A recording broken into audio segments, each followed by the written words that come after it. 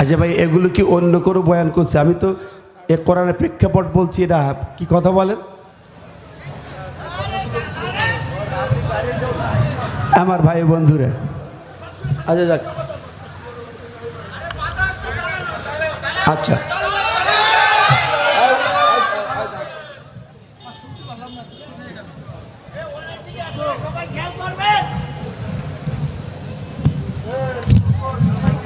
أعوذ بالله من الشيطان الرجيم بسم الله الرحمن الرحيم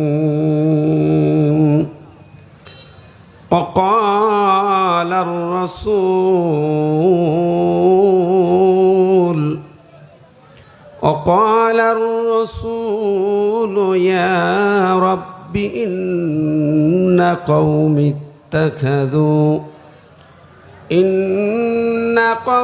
اتخذوا هذا القرآن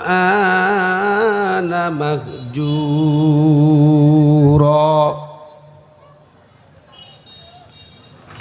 إن الله وملائكته يصلون على النبي يا أيها الذين آمنوا صلوا عليه وسلموا تسليما اللهم صل على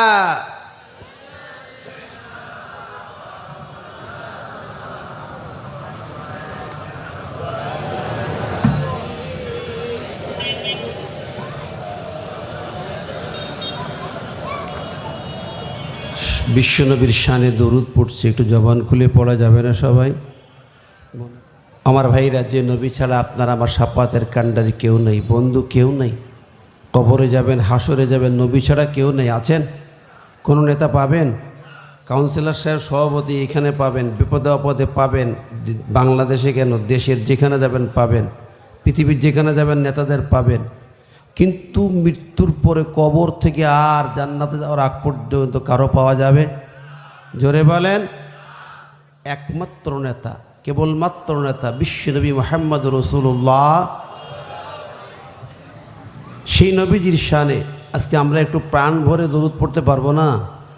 কথা বলেন। তাম বিশ্ব ইহুদি নাসারা বেদিনটা সবাই এক হয়েছে, ইউরোপ আমেরিকায় এক হয়েছে, চায়না রাশিয়ায় এক হয়েছে। বিশ্বনবীর উম্মত যারা নবীর সুন্নাহ মতো জীবন চালাতে চায়, সমাজ চালাতে চায়, জাতি চালাতে চায়, তাদের রক্ত ওরা চুষে চুষে খায়। কথা বলেন। 3 দিন আগেও গাজায় একটি ত্রাণ বহর যাচ্ছে, যে গাজা শহরে ছোট্ট ছোট বাচ্চারা না খেয়ে ধুকে ধুকে মরছে। ত্রাণবাহী বহর যাচ্ছে, সেখানে বোমা হামলা করে 112 জনকে হত্যা করেছে ইসরায়েলের বর্বর ইহুদির শয়তানেরা। ওরাই সন্ত্রাসী, ওরাই জঙ্গি। কথা বলেন। প্রকাশ্য বোমা দিয়ে মানুষ মারে, শত শত হাজার হাজার। ওদেরকে কেউ জঙ্গি বলে না। আমার দেশে যদি একটু আগুন লেগেছে বেইলি রোডে, বলে এখানে জঙ্গি আছে কিনা খোঁজো। কি কথা বলেন? বাস্তবতা এটাই।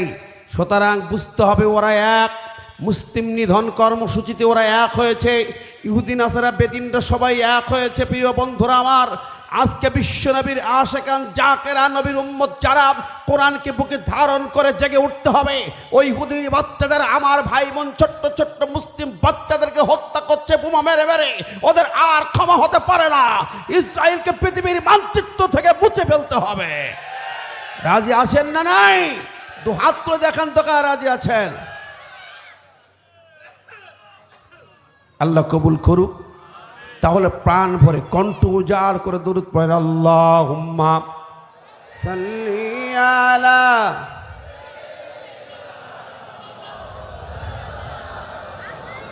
রাসূল আমার ভালোবাসা, রাসূল আমার আলো আশা, রাসূল আমার প্রেম বিরহের মূল, আলোচনা।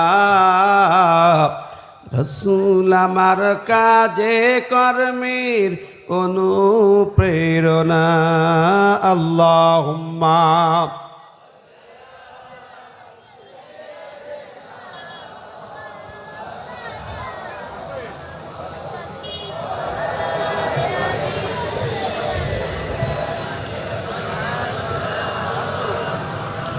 যখন দারুণ দুঃখ নামে আমার জীবন জুড়ে, বিপদ আপদ মুসিবতে মরি পুড়ে পুড়ে, তখন তোমার তায়েফ আমার জোড়ায় বেদনা। রসুল আমার কাজে কর্মের অনুপ্রেরণা। আল্লাহুম্মা সাল্লি আলা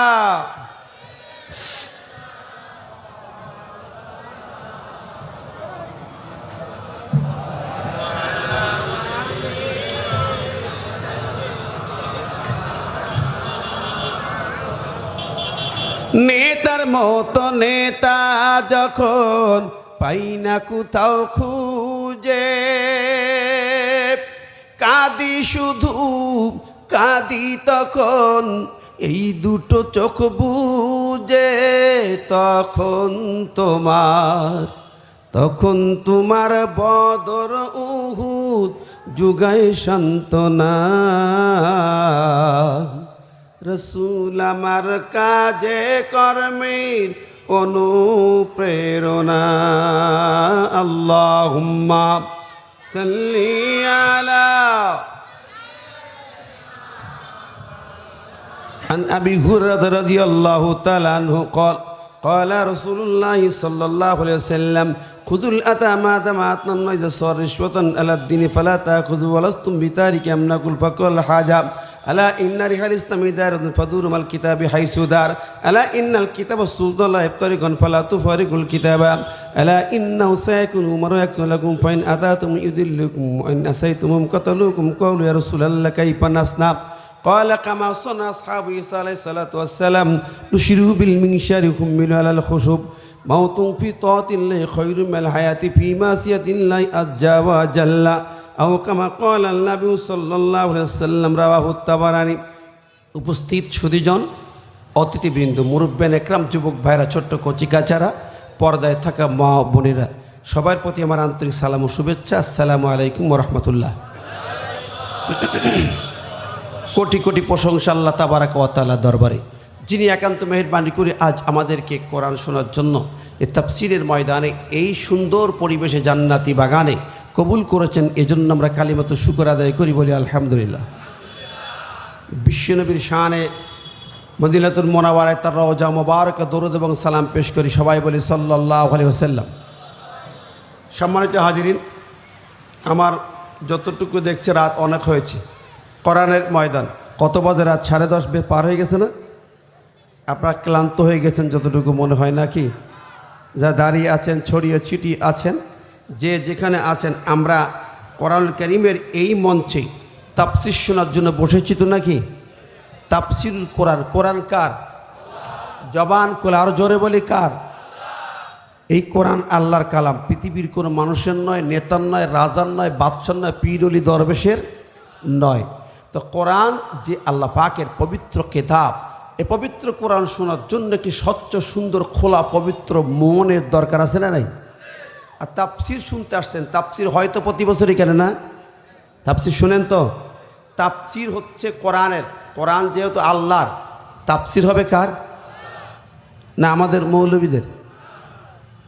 কোরআন যার, তাফসীর হবেও তার। ঠিক না বে ঠিক? আল্লাহ পাক এই সূরা, যেই সূরা আমি তেলাওয়াত করি ফুরকানের, এই সূরার ভিতরেই আল্লাহ পাক তার কালামের মধ্যে বলে দিয়েছেন যে কোরআন যেহেতু আল্লাহ পাকের, তিনি বলছেন এই কথাটা।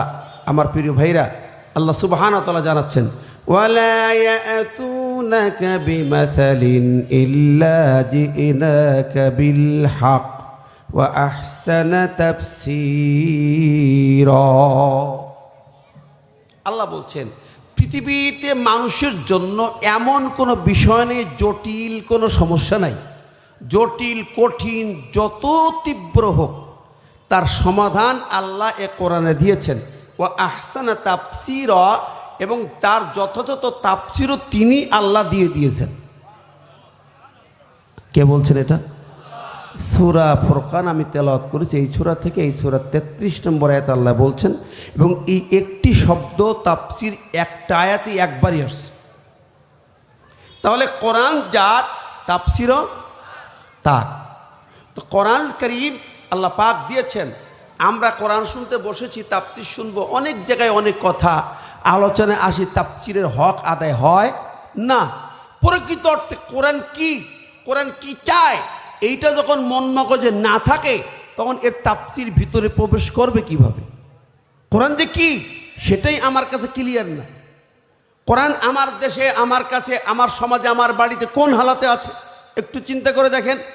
এতিমখানায় আছে, হেফজখানায় আছে, মসজিদের লকারে আলমারিতে আছে, আমার বাড়ির তাকের উপরে আছে, অথবা আছে আমার তাবিজের ভিতরে।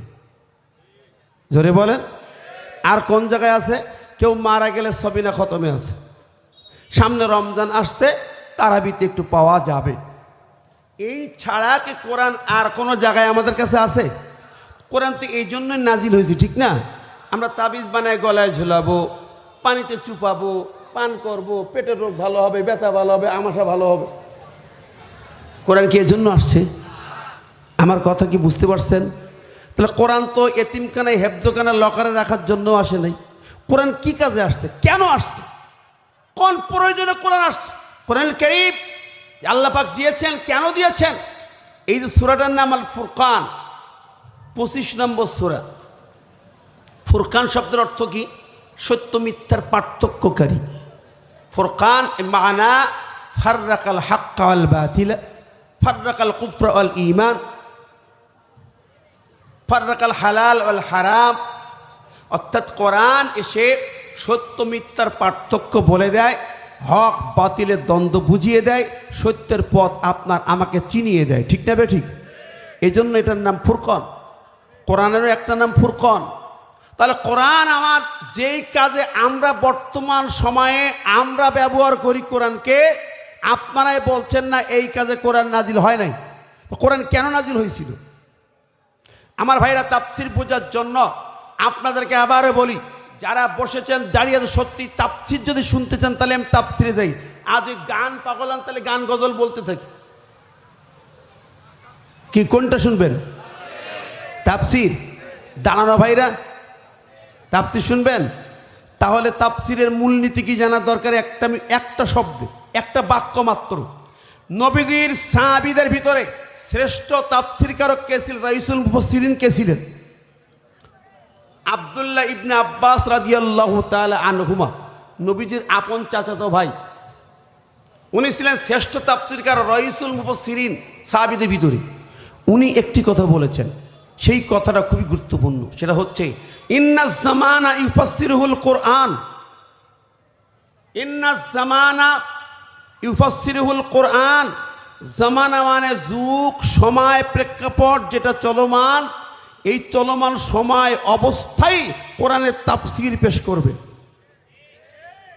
কথা বলছেন কেন? এই কোরআন কিন্তু আল্লাহ পাক, এই যে আমরা কাগজে প্রেসে ছাপাইলাম, মদিনায় একটা প্রেস আছে, বাদশা ফাহাদ প্রিন্টিং প্রেস। প্রতি মিনিটে 1000 কপি কোরআন অটো ছাপা হয়। যত মানুষ, প্রতি হাজার হাজার মানুষ যায়, তাদেরকে একটা করে তাফসীর বা কোরআন ফ্রি দেওয়া হয়, গিফট করা হয়। পৃথিবীর প্রত্যেক দেশে ওই কোরআন গিফট পাঠানো হয়, বিক্রি হয় না। আল্লাহু আকবার। তো এই কোরআন যদি মানুষ যদি এভাবে প্রেস করতে পারে, আল্লাহ কি আসমানে প্রেসে ছাপাইয়ে আমাদের কাছে পাঠাতে পারতেন না? তার নবীর কাছে আসমান থেকে প্রেস করে পাঠাতে দেন, এই নাও, দেননি তো, দিছেন। কিভাবে দিছেন? 23 বছর ধরে, একদিন দুদিন না, নবীর জীবনে 23টি বছর ধরে কখনো একটা সূরা, কখনো 5টা আয়াত, কখনো 2টো আয়াত টুকরো টুকরো করে নাজিল হয়েছে। কেন এভাবে নাজিল হলো? কেন একসাথে আসলো না? সময়, কাল, যুগ, অবস্থা, চাহিদা মতো কোরআন নাজিল হয়েছে। জোরে বলেন, ঠিক না বে ঠিক? আমার ভাই বন্ধুরা, সে কোরআন যে কেন নাজিল হয়েছে এবং প্রেক্ষাপট দুটি এক জায়গায় রাখেন, বুঝে ফেলবেন। আল্লাহ একটা আয়াত শোনাই, বুঝবেন। আল্লাহ বলছেন, আলিফ লাম রা কিতাবুন আনজালনাহু ইলাইকা লিতুখরিজান নাসা মিনাজ যুলুমাতি ইলান নূর। সূরা ইব্রাহিমের শুরুতে আল্লাহ বললেন, কোরআন একখানা কিতাব আমি নাজিল করেছি জন্য দুনিয়ার জীবনে মানুষের যত রকম অন্ধকার আছে, অন্যায় অপকর্ম আছে, খারাপ কাজ আছে, খারাপ নীতিমালা আছে, আইন কানুন পদ্ধতি আছে, এই সবগুলোকে দুনিয়ার বুক থেকে মূলোৎপাটন করে একেবারে জিরো করে দেওয়া হবে এবং আল্লাহর বিধান দিয়ে মানুষের জীবনটাকে আলোকিত করে সাজানো হবে। কথা কার? আল্লাহ পাক বলেন, জুলুমাত অন্ধকার সব দূর হবে, একটু অন্ধকার থাকবে না, অশান্তি থাকবে না, অন্যায় অপকর্ম থাকবে না, জুলুম নির্যাতন থাকবে না, অশ্লীলতা ব্যাপনা থাকবে না, সব দূর হয়ে যাবে। এই কোরআন নাজিল হলো যেই যুগে 23 বছর ধরে, ওই যুগটার নাম আইয়ামে জাহিলিয়া। জাহিলি যুগ, বর্বর যুগ, অসভ্য যুগ, তমসার যুগ, অন্ধকারের যুগ। কেন অন্ধকার, কেন বর্বর, কেন অসভ্য ছিল তারা? কোন কারণে তারা অসভ্য বর্বর? ইতিহাস দেখেন, খুলে খালো করে খোলেন ইতিহাস। ফিলিপ কি হিট্টি, উইলিয়াম মুর, পৃথিবীর সেরা ঐতিহাসিক, তারা লিখেছেন আরবদের চরিত্র ছিল 3W, 3টি শব্দ, war, woman and wine were the 3 observing passions of the Arab. 3টি চরিত্র ছিল আরবদের। W দিয়ে 3টি শব্দ, ওয়ার মানে যুদ্ধ বিগ্রহ, মারামারি, কাটাকাটি, হানাহানি, খুনোখুনি। এখনো কি আছে নাকি? জাহিলি যুগে ছিল মারামারি, কাটাকাটি, খুনোখুনি, রক্তপাত। এখন কি আছে?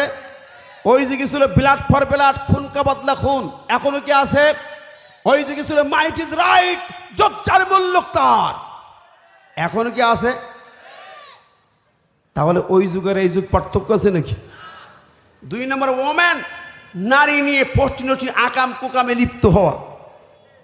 বর্তমান কালে কি আছে নাকি ভাই? ওই যুগের নারীকে যত্র তত্র যেমন খুশি তেমন ব্যবহার করা হতো। এখন আছে? সত্যি?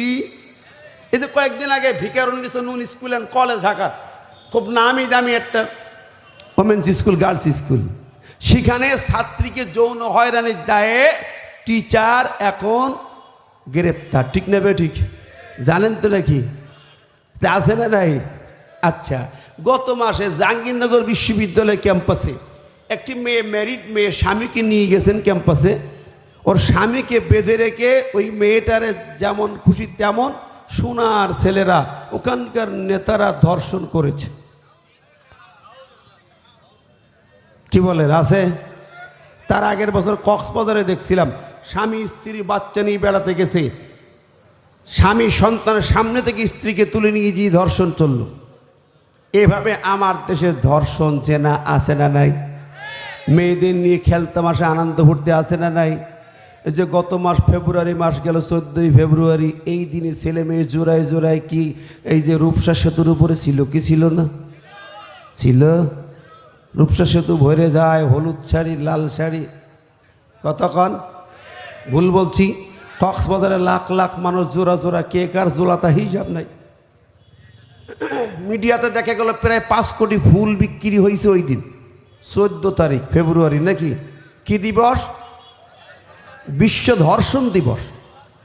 ধর্ষণ দিবস, নোংরা অসভ্য দিবস, বর্বর দিবস।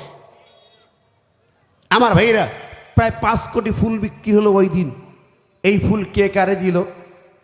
পিতামাতা সন্তানকে দেয়নি, সন্তান পিতামাতাকে দেয়নি, কোনো বোন তার ভাইকে দেয়নি, ভাই তার আপন বোনকে দেয়নি, কোনো স্ত্রী তার আপন স্বামীকে দেয়নি, কোনো স্বামী তার আপন স্ত্রীকে দেয়নি। দিছে আপন স্ত্রীকে দিছে না গার্লফ্রেন্ডকে দিছে? কথা বলেন ঠিক নেবে? ঠিক। তো এই যে 5 কোটি ফুল গেল কোথায়, কে কারে দিল? 4 বছরের বাচ্চা স্কুলে গেটে দাঁড়ায়া, ফুল নিয়ে দাঁড়ায়া একজনকে বলছে আই লাভ ইউ। 4 বছরে পিচ্ছি ফুলা, 4 বছর। ও কি বোঝে আই লাভ ইউ? ওরে কে বুঝাইলো? হয় পিতা মাতা নইলে শিক্ষক। কথা বলে ঠিক না বেটি?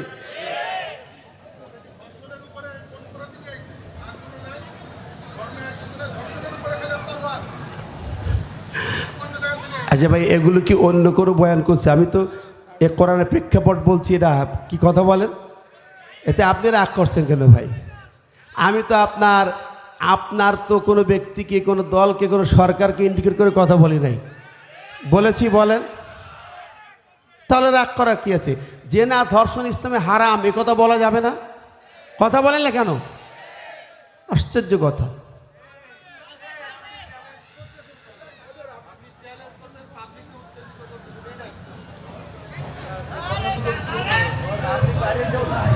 আমার ভাই বন্ধুরা, আচ্ছা যাক, আচ্ছা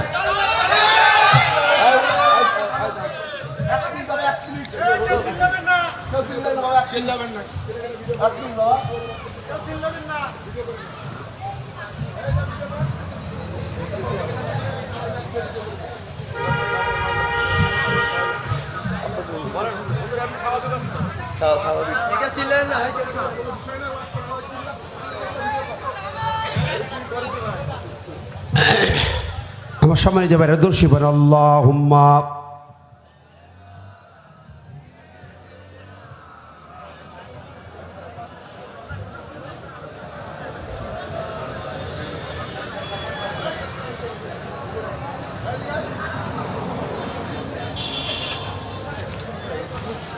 আমার ভাই বন্ধুরা, আমরা আসলে কোরআন সামনে নিয়ে কথা বলা, কোরআনের থেকে কথা বলা কঠিন কাজ। কি কথা বলেন?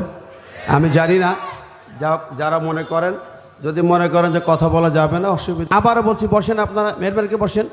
কেউ চিল্লাচিল্লি করে রাগারাগি করে লাভ আছে? এখানে বসেন, বল, সবাই জিকির করেন সুবহানাল্লাহ, আলহামদুলিল্লাহ, লা ইলাহা, সুবহানাল্লাহ,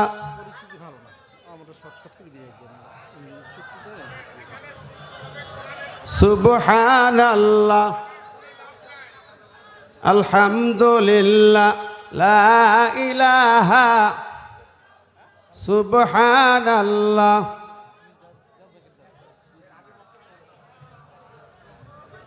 লা ইলাহা ইল্লাল্লাহ। সবাই মেহেরবানি, আপনারা উঠে যাচ্ছেন, রাগ করছেন, বসেন, মেহেরবানি করে বসেন, বসেন বসেন বসেন। সব কিছু পরিবেশ আমরা বুঝি, বসেন। আমার অনুরোধ হচ্ছে, আমি আবারও বলছি, আসলে আমি কোরআন থেকে কথা বলার জন্য কোরআন নাজিলের প্রেক্ষাপট জাহিলি যুগের কথাটা বলছিলাম, তারপরে আমি আমার কোরআনের মূল আয়াতে কথা বলব। কারণ যে সূরা বলছি তার প্রেক্ষাপট যদি না বলি তো তাফসির হবে না। তাহলে আমার তাফসির না বলে অন্যকে যে সাবজেক্ট দেন সেই সাবজেক্টে কথা বলবো, আমরা অসুবিধা নেই। কথা বলেন? কিন্তু কোনো সাবজেক্টে যে তাফসিরের কথা বলতে গেলে কথাগুলো তো এসে যায়, তাই না?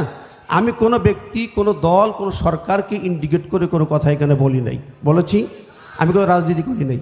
মেহরবানি করে আমাকে ভুল বোঝানোর কারণ নাই। আমি দলীয় এজেন্ডা নিয়ে আসি নাই। আমি দল পার্টির নেতাও না, কর্মী না, কিছুই না। তাই এগুলো কথা বলে খামাখা পরিবেশ নষ্ট করার কারোর দরকার নাই। আমার কথা হলো, যদি আমি কথা কোরআন থেকে যেটা বলতেছি সে আলোকে কথা বলবো। যদি আপনারা শোনেন এবং কমিটি মনে করেন তাহলে কথা বলি, তো মনে না করেন দোয়া করে বিদায় নিই। কোনো দ্বন্দ্ব ফাঁসার দরকার নাই। কি বলে, ঠিক না ঠিক? আমি আবারও বলছি, আমি মেহরবানি করে আমি আপনাদেরকে বলছি, এটা যে সূরার কথা, সূরা ফুরকান, ফাররাকা, ফুরকান সত্য মিথ্যার পার্থক্য করে, জানা? সেই কথাগুলো বলতে যেয়ে যদি আমি এই প্রেক্ষাপটটা বলছি, কারো রাগ করছেন কেন? আমি আপনাদের তো এখানে দলীয় কথা, রাজনীতি করতে আসি নাই, আসলে না, মোটেও না। আমি রাজনীতি করিও না, আমি দল পার্টি করিও না, দরকার নাই তো ভাই। কোরআনে কথা বলতে এসছি। এখন আপনারা মনে করেন, তাহলে আমরা মেহরবানি করে অনুরোধ করছি, মেহরবানি করে বসুন।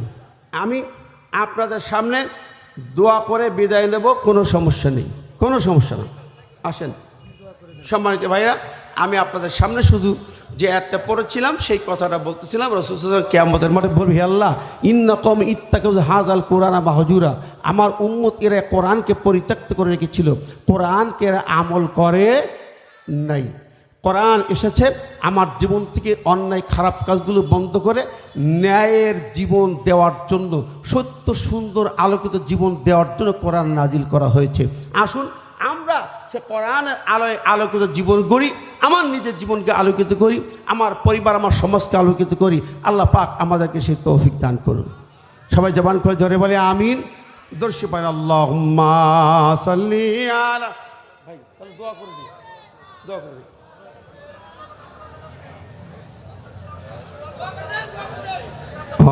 আলালি সাইয়্যিদিনা।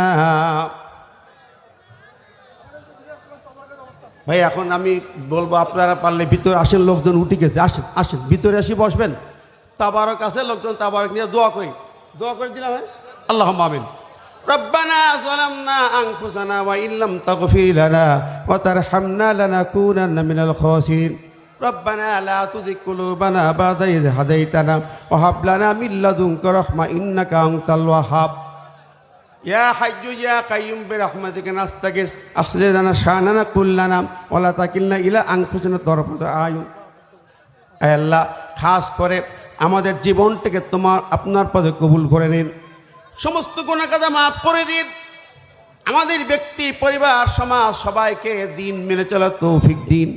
আল্লাহ আজকের মাহফিলটাকে মেহেরবানি করে আপনার দিনের জন্য কবুল করুন, আপনার খুশির জন্য কবুল করুন। আল্লাহ আয়োজন যারা করেছেন, শুনতে যারা এসেছেন, সবাইকে মাফ করে দিন। জানি না কখন ডাক দেবেন আল্লাহ, এই মুহূর্তে যার যা অনেক দোয়া যায় আশা কবুল করে নেন, আর যার যেমন ব্যথা বেদনা যন্ত্রণা রহমত দিয়ে দূর করে দেন।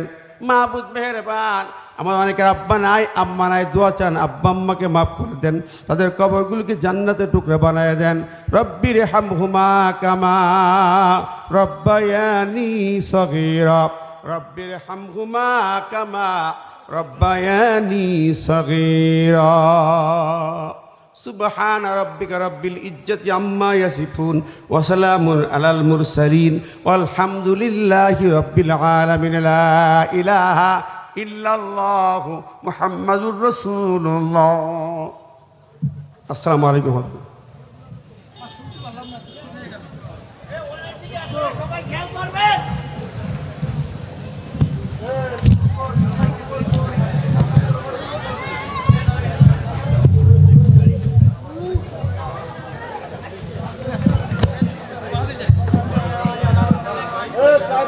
করো